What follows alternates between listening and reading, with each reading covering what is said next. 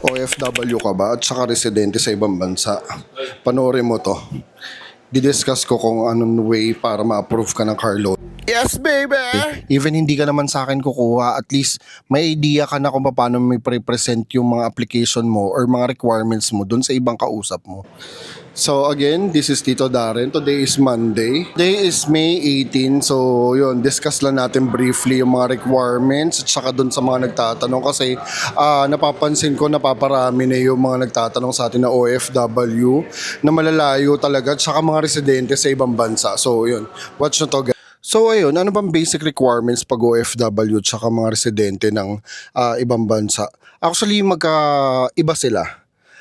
Basic requirements pag OFW, so dalawang klase yan, OFW na nandito sa Pilipinas at saka OFW na nandun sa ibang bansa.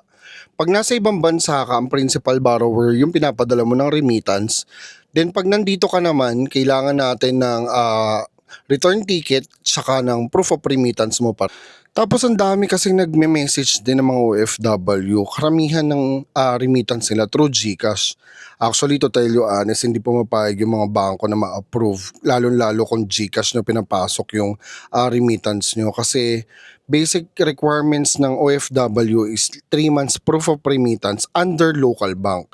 So for example, ikaw nagpapadala ka dun sa misis mo, local sa mga bangko nyo dito sa Pilipinas, possible ma-approve ka talaga ng bank. Tapos, kung ikaw naman din is OFW, then may savings account ka dito, kahit hindi remittance, pero monthly naman nagpapasok ka ng pera doon sa savings account mo, malaki rin yung chances mo na ma-approve talaga ng car loan. So, paano naman yung mga residente na talaga doon sa ibang bansa? Actually, ang dami pa rin yan. May mga nagme-message sa akin from Europe, US. So, most probably kasi, yung mga ganyan, hindi katulad sa inyo. Pag sa ibang bansa kasi, ang kailangan mo lang naman, credit card, marirelease mo na yung sasakyan. Dito sa atin, medyo masayla ng bangko regarding sa mga car loan. So, kailangan mo pa rin magpakita ng proof of income. Locally, dapat meron kang bangko dito. Or pinaka-best way, ipapangalan mo yan dun sa mga kamag-anak mo na nandito sa Pilipinas na capable na ma-approve dun sa car loan.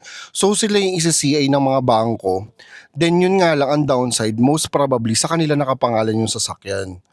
Kasi mga pamangkin, wala pong access sa mga bangko natin para mag-CA sa ibang bansa para i-verify yung mga accounts nyo na international. So talagang big point pa rin talaga dito sa Pilipinas, yun yung bangko nyo.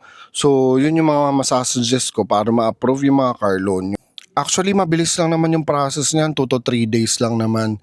Napapansin ko kasi dito sa TikTok natin, yung algorithm natin nasa ibang lugar na.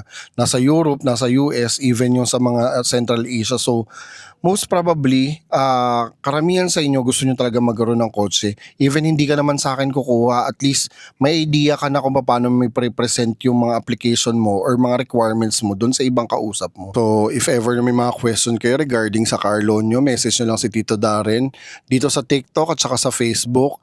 Anytime sasagot naman po tayo or message me directly dun sa cellphone number ko, 0915-866-1191. So, mga magandang araw, magandang buhay mga pamangkin.